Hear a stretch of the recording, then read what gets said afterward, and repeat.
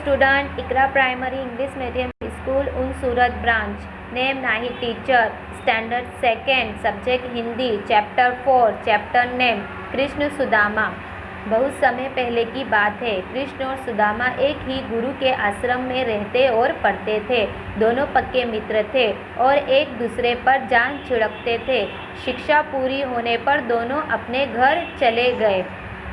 कृष्ण द्वारिका के राजा बने, लेकिन सुदामा का जीवन गरीबी से भर गया। वो भगवान का भजन करते थे। एक दिन सुदामा की पत्नी ने सुदामा से कहा, आप बार बार कहते हैं कि द्वारिका के राजा श्री कृष्ण आपके मित्र हैं। आप श्री कृष्ण के पास जाए, वे जरूर आपकी मदद करेंगे। सुदामा मान गए। फिर बोले, हमारे पास कुछ नहीं है, कृष्ण के लिए क्या भेंट ले जाऊं? तब सुदामा की पत्नी पड़ोस से थोड़े चावल ले आई और चावल पोटली में बांधकर सुदामा को दे दिए। सुदामा घर से चल पड़े। उनका मन डावलाडोल हो रहा था। सुदामा के मन में विचार आने लगा कि कृष्ण अब इतने बड़े राजा हो गए हैं, अगर उन्होंने नहीं पहचाना तो।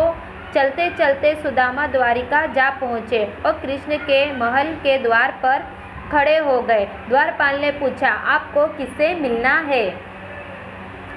सुदामा बोले, मेरा नाम सुदामा है, मैं अपने मित्र कृष्ण से मिलने आया हूँ। भीतर जाकर द्वारपाल ने राजा कृष्ण को सुदामा का नाम बताया तो कृष्ण नंगे पैर दौड़े दौड़े बाहर आए। उन्होंने सुदामा को गले से लगा लिया। कृष्ण ने पानी लेकर अपने हाथों से सुदामा के पैर धोए, उन्हें अपने साथ सिंहासन पर बिठाया। फिर दोनों पूरे दिन बचपन की बातें याद करते रहे और हंसते रहे। अचानक कृष्ण ने पूछा, मित्र, भाभी ने मेरे लिए कोई भेंट नहीं भेजी?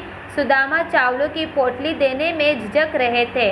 कृष्ण ने हाथ बढ़ाकर चावल की पोटली सुदामा से ले ली।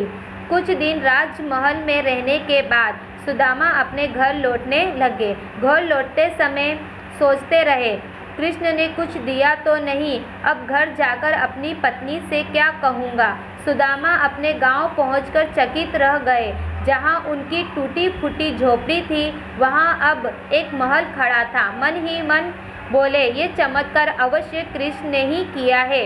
वो वास्तव में मेरा सच्चा मित्र है। उन्होंने मुझ जैसे गरीब दोस्त का मान रखा। सीख, सच्ची मित्रता कोई भेदभाव नहीं मानती। Thank you.